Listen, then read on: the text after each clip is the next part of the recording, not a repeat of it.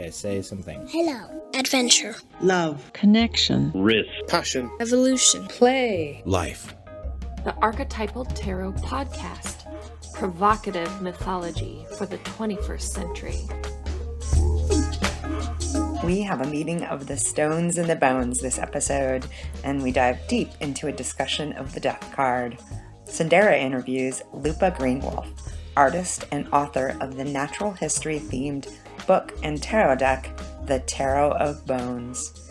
This deck won't be out until next year, but you should definitely check out her website, thetarotofbones.com. We are now on Twitter and Facebook, so connect with us there and let us know about your ideas for future shows, questions, suggestions, people you want to hear us interview. Let us know. And here's Sandera's discussion about the death card with Lupa Greenwolf. Hello and welcome to the Archetypal Tarot podcast. This is Sandera Quackenbush, and in the continuation of our Brave New series of podcasts, we are discussing the death card today. And helping to guide us with our Dance of Death, we have author and artist Lupa joining us. Welcome, Lupa. Good morning. How are you? Oh, doing really good. Thanks for connecting with us this morning. Yeah, thanks for having me. Tell us also a little bit about your name. So it looks like you go by purely Lupa. Mm-hmm. Yeah. Ever since I was really tiny, I was absolutely obsessed with wolves, and it kind of stuck. And as I got older and became aware of various sorts of nature-based spirituality, the long and the short of it is that gray wolf is one of my primary totems. When I chose to rename myself, as a lot of people do, it was pretty appropriate to go with that. And having taken Latin in high school and also having grown up Catholic with, Latin masses and so forth, Latin was a language that was very near and dear to me. And so I went with Lupa. Oh, excellent. You're like the Madonna or the Cher of the pagan world here. We'll just call you Lupa. Oh, well, I love it. You're inspiring me. Maybe one of these days I'll just cut off the Quackenbush and just go by Sandera. It's unique enough to stand by its own, probably. Absolutely. I've seen some of your artwork online and some of the things that are actually wearable and but in a very meaningful way. I've seen like your, I think it's like a wolf skin that can actually be used for ceremonial purposes. Yeah, I've been making hide and bone art for the better part of 20 years. It's a big part of my spiritual path. You can almost think of it as sort of funerary art, trying to give these remains a better afterlife than being someone's fashion statement or a trophy on a wall. And one of the early creations I made for myself was a wolf hide that I had. I turned it into a wearable skin, basically, that I used to do. I still do occasionally, but I used to do more dancing at festivals and so forth, and I would wear the skin basically as my own, and connecting both to the spirit of the skin and to the overarching wolf totem in that process. And so most of my artwork is meant to have either some practical or other devotional function, rather than just being something pretty to hang on a wall. Absolutely, that seems very important. And tell us a little bit about that process that you engage with while you're doing your art. So you've got like all these kinds of different bones and skins and talons and teeth. What is it like on the internal landscape level to work with these things, and how do they speak with you? Well, it's a good question. What happens is, let's say I have a coyote skull. And maybe it's something that I found when I was out walking. Maybe I got it from another artist. But I have this skull. It's in decent condition, and I feel like making something artistic with it. So what I'll do is I'll sit down with it, and we'll basically have a conversation. Now, whether this conversation is entirely in my head and is just my way of parsing out my artistic inspiration, or whether there's an actual spirit involved. I don't particularly invest myself one way or the other. What I know is that it works, and it's an integral part of that creative process. But I'll talk to the coyote spirit or the coyote skull about, what it was like being a coyote, what it's still like being a coyote, and maybe what sort of project that skull would like to be incorporated into. Does it want to be something that's hanging on a wall that gets to have a good view of everything going on around it? Would it rather be more active, for example, being made into a rattle or other ritual implement? So we have that conversation, and by the end of it, I've got a pretty good idea of what this skull is going to be. Does that make sense? Mm-hmm. Yes, absolutely. And so you go with what you're feeling, and you're not too superstitious about, or it doesn't really matter in the end whether this is the literal spirit or not, but that you're feeling it on this deep level and going with it. Mm-hmm. It's a framework that works for me. Mm-hmm. And when I tell other people about this and show them how to do it, I don't tell them how to interpret it. Like I said, some people do see it as a purely psychological thing. Some people do attribute some literal spirit existence to it. And I'm pretty ambivalent as to what the actual cause is. I just know that it works for me. Mm-hmm. Oh, excellent. And so you have photographed and turned a lot of your artwork and are making new pieces for your very own tarot deck, the Major and Minor Arcana complete deck called the Tarot of Bones. And you're in process with it right now. And just knowing from this podcast alone how we've decided to revisit the Major Arcana and not even tackle the Minor Arcana, all these suits and numbers. How is it that you have worked with the tarot and with your artwork with the bones? How are they communicating with each other and influencing each other, and how have you managed with that Minor Arcana? Actually, it's a very, I don't want to say a simple process because that's oversimplifying it, but the beautiful thing about the tarot is that even among the Minor Arcana, you have certain archetypes and certain images that come through those cards. Mm-hmm. And a big part of divination for me is just pattern recognition and meaning making. It's taking what's in front of me at the time and basically creating an art project out of it, stitching the various things together into a cohesive story of what's going on. For years, I've done readings with the Ted Andrews Animal Wise deck. Mm-hmm. And I don't do it as a traditional tarot spread. I don't do like a Celtic cross. It's much more of an elemental directional spread that the deck and I put together years and years ago when I first got the deck. Mm-hmm. And while I do have something of a nod towards some of the traditional tarot symbolism, for the most part, it's looking at basically what the various animals on those cards are telling me about the person that I'm reading for. And so I've gotten very good at speaking with the archetypal totems of various species of animal and other living being. And so that conversation's been going on for years and years and years.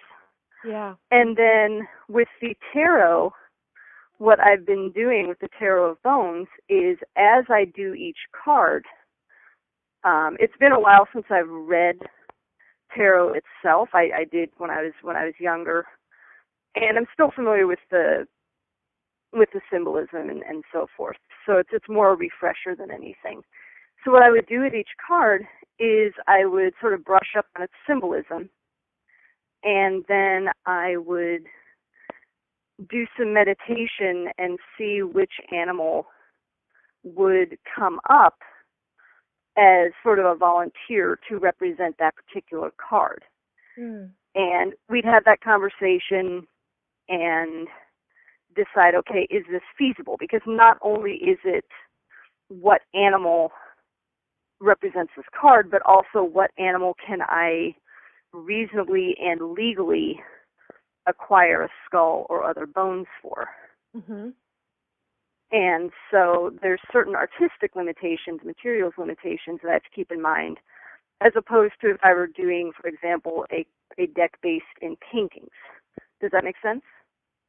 Yes, absolutely. And so when you talk about the accessing the legally this particular animal, you do go by a very strong personal code of finding animals that they're in vintage form, or they were kind of already taxidermied, or what is your philosophy around that? Well, I tend to be a secondhand first kind of person. Mm-hmm. So generally my favorite sources for my hides and bones in general are going to be secondhand, like old taxidermy and old fur coats and things I get from people who've collected items for years and then are selling off their collection. Mm-hmm. That isn't always possible with some of these things. Yeah. For example, one of the piece I'm working on right now is I'm working on the Hermit, and for the Hermit I'm using a female black casked hornbill skull, and it's not a bird that's native to the U.S., and there's legal trade from Africa where it's native to. But there's only a couple of people who can legally get them into the country. And so I work with one in particular who I know is very careful about his sources, doesn't support poaching, etc. And I'm able to get that particular piece to work, that particular skull to work with that particular piece. And so animals themselves become it's so cool how in the animal kingdom itself each animal has its own archetype or approach to the archetypes, and so I'm very, very interested in that. Can you talk a little bit about animals as archetypes and how we can work with them? Yeah, it's not so much that they have archetypes. Animals are themselves.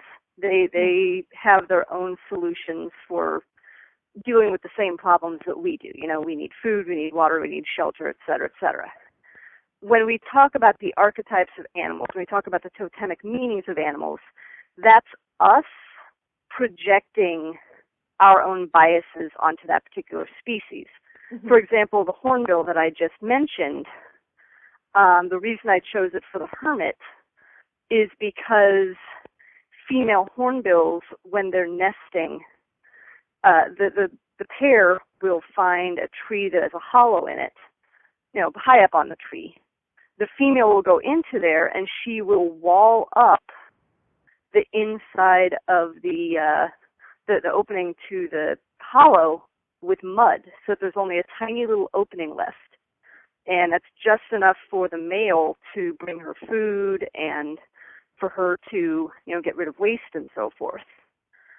And in that period of weeks where she is isolated in that space, she is basically taking whatever she can draw from the outside world in the form of food and water and so forth, and she's turning it into eggs that then turn into the next generation of bird.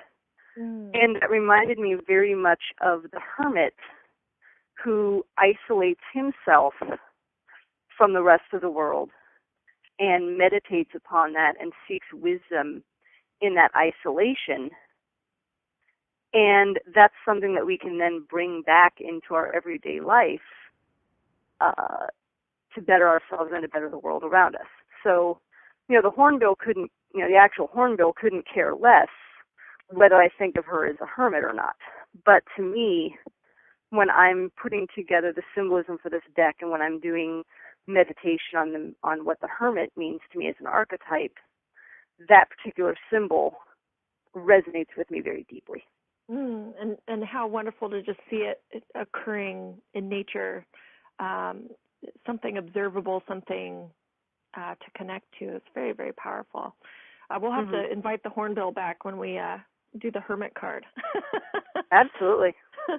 And so, and you use particular themes of bones or different parts of bones as a theme for the minor arcana. Is that correct? For the majors, I'm using entire skulls. Some of them are original bone, some of them for species that I can't legally get or that I don't feel can be sustainably given. I use replicas. So the majors have, particular species associated with them. The minors, for the suits, have particular types of bone. So the wands are long bones, so leg bones for the most part, because they're very energetic, they're very active, they're very directive. Yeah, the legs are what get the critter what's going. Those are the bones you take action with, like yes. the wands.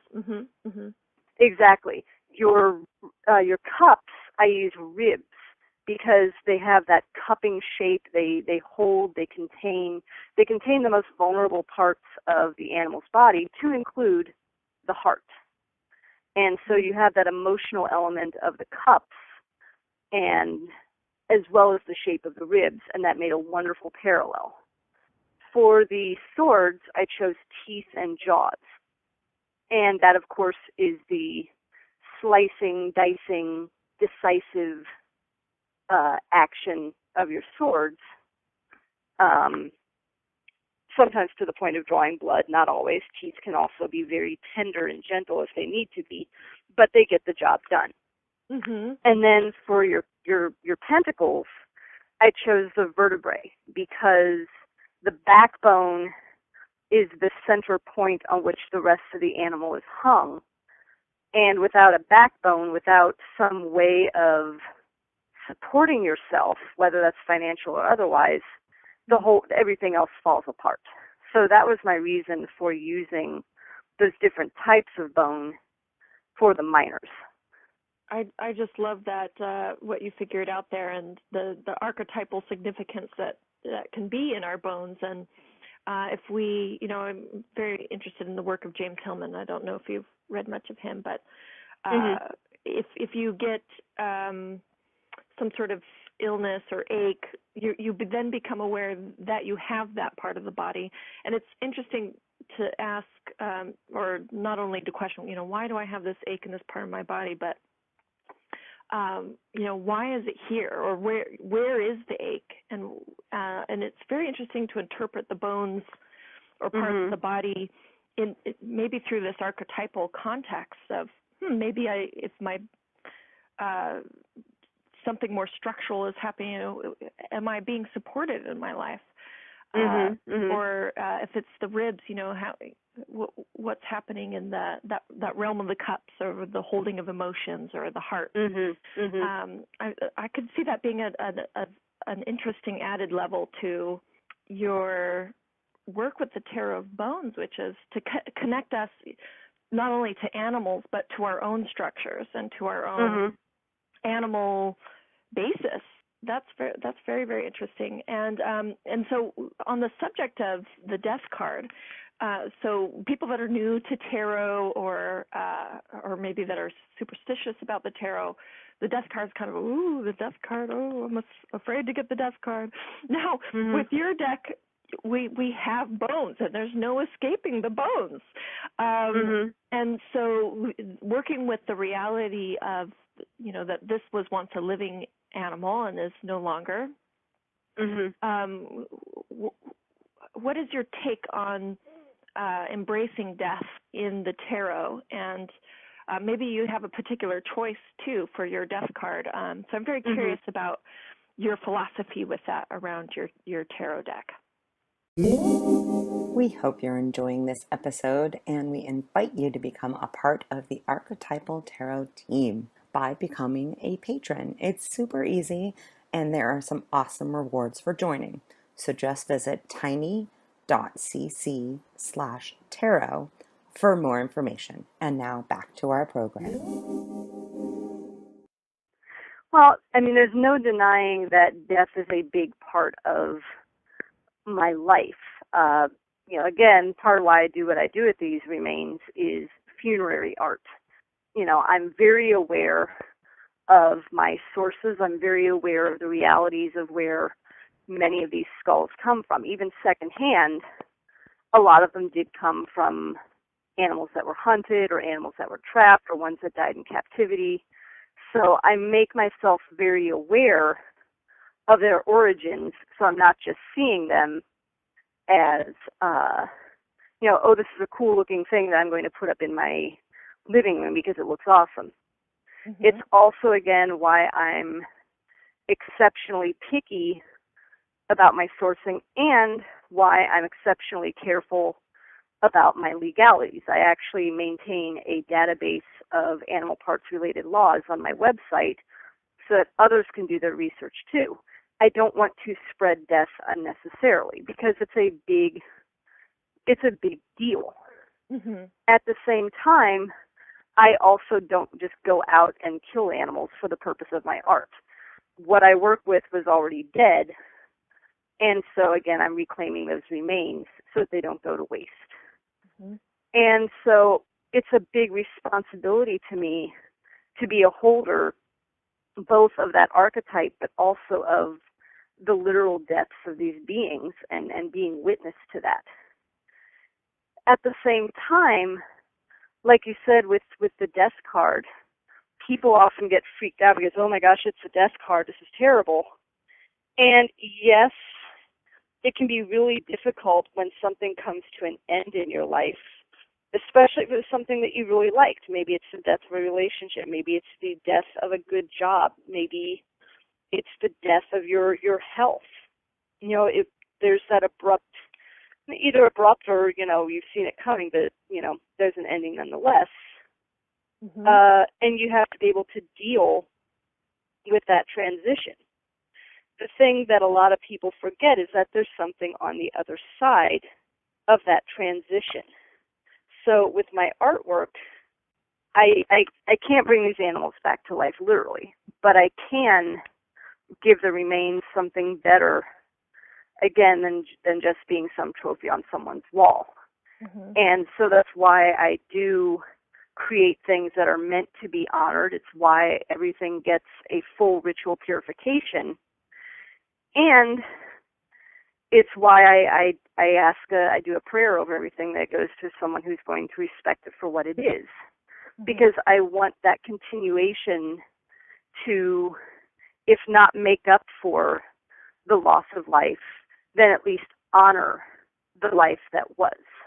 Mm-hmm. And so for my death card in the Tarot of Bones, I chose rattlesnake as the skull for that. And the reason is very deliberate. One, because a lot of us are terrified of snakes, and a lot of us are terrified of death, and there's a big, strong parallel mm-hmm. in that fear. But a rattlesnake is as much a part of nature as we are, and death is just as much a part of the life cycle as life itself is, as birth. And there's the additional symbolism of the shedding of skin. It's something that I also covered in my magician card, which used corn snake as a symbol. Both of these deal with a form of renewal and change. For the death card, it's a much scarier process sometimes, and it may ask more of us than the wisdom of the magician. But there's still something to be learned, and we may come out much the better once we've processed that period of death and rebirth. Does that make sense? Yeah, absolutely. And I like how you can, with bones, just meditate on that stage of the death of the bones of the barest, earthiest part of the animal. Many people, particularly in the I think in some of these spiritual traditions and New Age groups will want to jump to the rebirth very quickly. And I think that there's something really important about sticking to the bones for a while, and to, you know, and if we are using the tarot as something to help us, sort of like a ritual to face something that's ending in our life, like for instance, my mother recently had me do a reading for her, and she got the death card for, as part of her reading, she was asking whether or not she should move. And we ended up interpreting the death card as that the life that she had been living in her current state of residence had died. She felt just death in this very small wine country town where she couldn't find anyone to connect to. So she felt, yes, absolutely, this time that I'm experiencing here in this town is just dead, and it's no longer, and I can't live here anymore. I can't embrace life here any longer. And so that realization and that meditation on what needs to be let go of, and maybe even mourned, it's a beautiful house, and there was a certain life that was lived there. There are memories there. There's all kinds of things that is you there that need to be processed and commended for what they were and what they served. And you spend some time with that. And with funerary art, like what you work with, a person can embrace that. But then I think I've seen in some of your artwork that beautiful other maybe flowers or other natural materials are beginning to be woven in with the bones. And so you see this, the presence of rebirth is coming in at various points. And so that seems very special. Yeah, and that's a really important part of it. I like what you said about needing to sit with the bones for a while. We are not comfortable with death in American culture. We want to avoid it as much as possible. We have this sort of cult of youth where we want to look as young as possible. We want to pretend that death doesn't happen, that aging doesn't happen. You know, we want to believe that we're going to live forever, even though we know otherwise. We don't have a good structure for dealing with that fear. Part of why I do what I do is a reminder of my own mortality, and that someday I'm going to be just like the skulls that are sitting on my shelf here. There's there's a skull inside my head, and someday it's going to be just like one of those. But it's inspiring to me also to make the most of this life that I do have. I have no guarantee that there's anything after death other than my body being recycled into components to go into other beings, which I wouldn't be aware of. Maybe there's an afterlife, but again, that's one of those things that I don't spend a lot of time worrying about because I'm very invested in the now. Being so close to death has inspired me to be more responsible for life, both my own and others. To that end, I've been making this art since 1998, and pretty much from the beginning, since I started selling it, I have put a portion of the money I've made from all of my art sales and all of my book sales, and also will go from some of the Tarot Bone sales when it's out. I take some of that money and I give it to nonprofit organizations that benefit wildlife and their habitats. Wonderful. Because, I don't want to see everything get destroyed. I appreciate these amazing ecosystems that I have the privilege to be able to visit when I go hiking or camping, or even when I'm walking around in my own neighborhood. And I value that. I value the life every bit as much as I value the death. I value the entire cycle thereof, and I want to preserve that. So there's a time to sit with the bones, and there's a time for the birthing of new ones. So a big element of death that we're having to face as a culture and as a world is this threat to the environment, to natural habitats, to many species that are going extinct as we speak. It's wonderful that some monetary funds from various projects can be going towards organizations that are fighting these battles and helping in these areas. But speaking on the level of what people can do on a spiritual level and with the tarot cards, how is it that coming into contact with images of bones or with animals or with other natural resources pictured in the cards, how can this help with nature connection and with environmentalism as a whole? Well, most tarot decks are very, very anthropocentric. They're very much about humans. You look at your Rider-Waite-Smith deck, almost every card has human beings in it. There are only a few that have non-human animals, and most of those, there's still a human in it. The tarot, most of them tend to be very much about, me, human, what's the human experience, et cetera, et cetera. And that's all well and good. It's not surprising that we can be very self-centered. It's normal for an animal to be invested in its own interests. At the same time, we are quite possibly unique in our awareness of our place in greater ecosystems. The problem is that we have convinced ourselves that we are separate from nature. Either we think that we're better than the rest of nature because, we're really good at tool using, or we consider ourselves as having fallen from nature. We see ourselves as being too destructive and impure and too artificial, and we can't rejoin that cycle.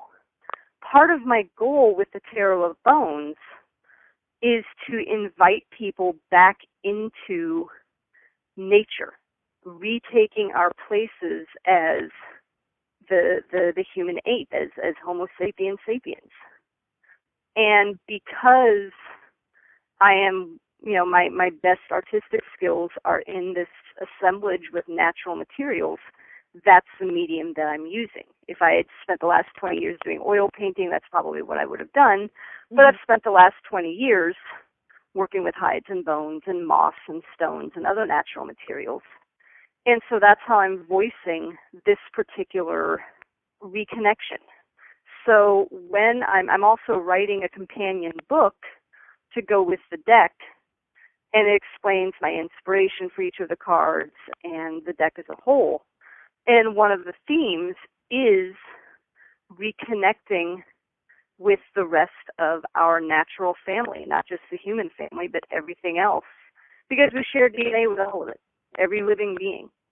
So tell us a little bit about, I'm so excited, by the way, about the Tarot Bones when it's coming out. Can you, and I'm sure our audience is too, could you tell us a bit about where to find it, when to expect it, and how you're bringing it to us? Yeah, so I'm self-publishing the deck. I have had books published with other publishers, including Emmanuel Press and Llewellyn Publications. I chose to self-publish this project mainly because it's a very, very personal project. It's something that not only is it bringing to bear almost 2 decades of art and writing experience, but it's also a very deeply personal project in that it speaks to a lot of very deeply held feelings and convictions and messages that I want to spread. And so rather than trying to compromise with, another entity such as a publisher as to what it's supposed to look like and what it's supposed to say and so forth, I decided I'd just take this one for myself. So having had a good deal of experience not only in the publishing industry, but also as an event organizer and having been fully self-employed for the last several years, I went into this knowing full well that it was going to be a big, expensive, complicated project, and I was going to have to do most of the work myself. So to that end, I set up a production schedule for myself. I started on the assemblage pieces at the beginning of the year, and of course there's 78 of them. And in order to stay on track for getting all the assemblages done by the end of 2015, I basically have to do 6.5 per month. And so far, I've managed to stay up on that. I may actually try and get a little bit ahead. Then the goal is to have the photography for the cards and have the book edited and so forth, and have the deck out and the deck and book out in summer of 2016. As far as its availability, it will be available, of course, online in several places. I will make both wholesale and consignment opportunities available for shops that are interested in carrying the Tarot of Bones. And the nice thing about it is that most of my work can't be sent outside of the United States. There are very strict regulations on the import and export of wildlife parts. And again, I'm very, very strict about my adherence to that. So I haven't been able to send most of my artwork to, for example, I have a bunch of people in Canada who like my stuff. I have people in the UK who like my stuff, and in other places. The nice thing about the Tarot of Bones is that since it's just going to be paper, I can send it worldwide. So hopefully I will be able to make this something of a global phenomenon. Yeah, I can certainly relate working with stones and photographing the stones for tarot. Boy, to carry stones anywhere is really, really heavy and difficult. And then, of course, they're rare and fragile. So I definitely had a similar experience with being so happy to have them actually in tarot form, because then you have the potency of that imagery to work with the imagination, but with so much less of the logistical and, for in your case, legal strain. But if we follow the roots all the way back to use of bones with divination, that follows even before the tarot. That follows humankind way, way, way back. And so I'm curious. I have a two-sided question, which is, what do you know about the use of bones for divination in the past in human history, and how is it that and how does this contrast or compare to how someone today might be using your deck of cards? Well, humans have used bones for thousands of years. Can pretty reliably speak toward recorded history. Once we get beyond that, we don't know, for example, if the people who were doing the European cave paintings tens of thousands of years ago were also doing bone divination or not. But the two most common forms of bone divination that we know of, one involves basically casting bones, throwing them either onto a cloth or a hide or some other surface, and seeing what they look like when they fall. Do they fall in a particular pattern? Do they form a picture? How are they in relation to each other? Does each bone have a meaning? Is a bone inscribed with individual things like, a set of dice? That's one form that people have used. The other form is something called scapulomancy, and that's a more restricted practice, but what you do is you take the shoulder blade of an animal, for example, a sheep, and you put it into a fire, and after a while the bone cracks because of the heat, and then you interpret the patterns of the cracks to figure out what's coming up, what's in the future. So as far as how that works into the Tarot of Bones, it is drawing on the symbolism of bones, but more from, again, a sort of symbolic archetypal level. So rather than casting bones and seeing, does this one land on its side, etc., you're taking pictures of bones and laying them out. And the bones have fairly specific meanings, but there's plenty of room for interpretation. So there is that element of the bone casting, but in a much more portable fashion. Well, that is going to be a very, very enticing and interesting way to work with tarot. I can't wait to see when your deck comes out.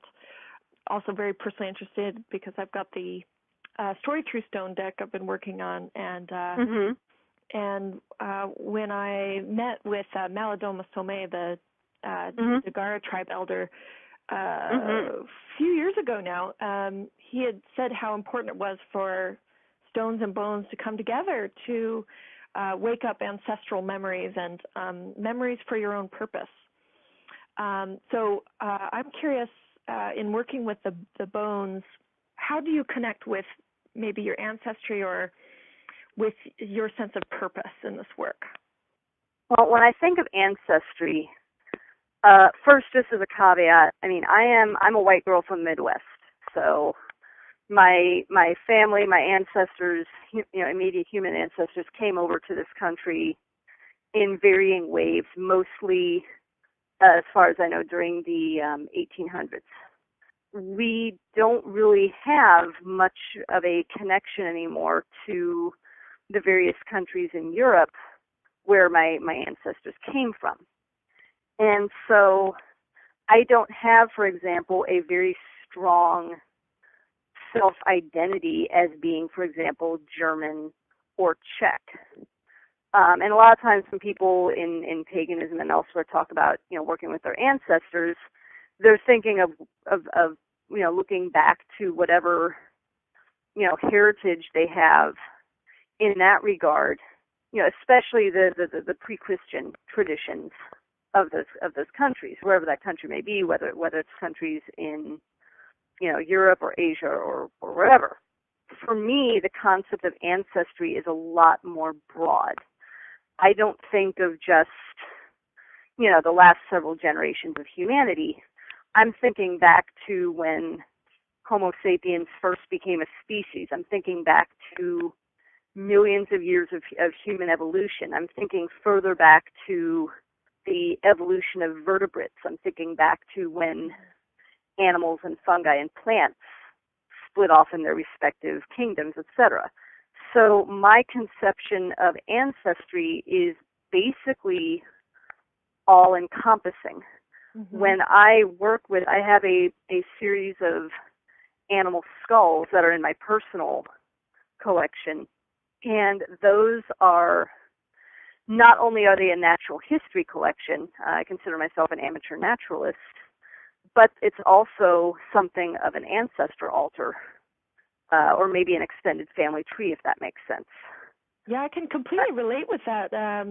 With the stones that I've worked with, which have been dated by geologists to be 1.3 to 1.7 billion years old, and when you start to imagine the history of the Earth and, how all of these elements and minerals and things like that are in existence now and were in existence then, and the different forms that they took and how things have evolved, I feel this greater connection to an ancestry that's very, very old and is in the minerals of my bones, and that same oxidation process that can happen to, say, iron in the stone, turning it red. The iron can turn to red, and the similar process that happens to our blood when it hits oxygen. I feel this great connection to the beyond the human world, and I think that's very important and links back to experience of ourselves as the human ape as a small part of a much larger web around us. Yeah, and that's a really important thing for me. Yes, it's the tarot of bones, and bones are central because it's something that we can relate to a certain extent. But I also include other elements of natural history in a lot of the card art. There's moss, there's artificial flowers because they're a little more durable, but they stand in for the real thing. There's, pine cones and shells and stones and other things. And that's a reminder that everything exists within ecosystems. Even, me here in a fairly developed part of Portland, I am still within an ecosystem, and it's important for me to remember that.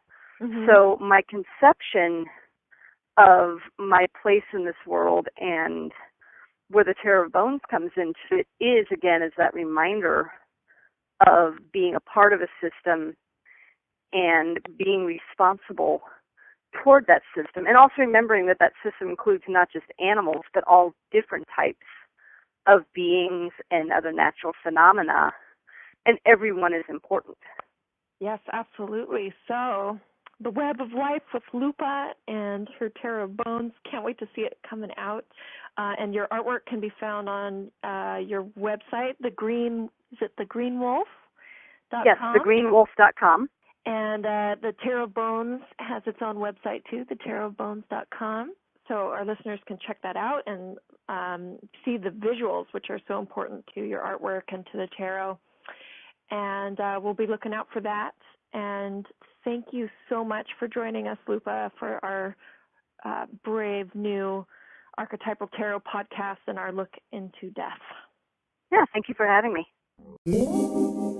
We hope you enjoyed this episode, and we invite you to become a part of the Archetypal Tarot team by becoming one of our patrons. Our patrons are awesome.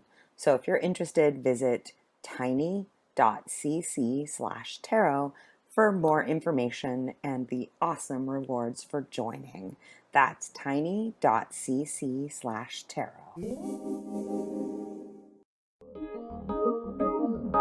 Thanks for listening to the Archetypal Tarot podcast. More information on the show can be found on our show page, archetypus.com/bones. Stay in touch with us. Find us on Twitter at the Twitter handle @TarotPodcast or on Facebook, facebook.com/ATPodcast. This podcast is a production of Both And Media. Our theme music is written and performed by The Lunar Group. And special thanks to our voiceover talent, Eric, Gael, Mila, Buzz, Peter, Nina, Fanchin, Dave, Mike, and Tabby. Until next time.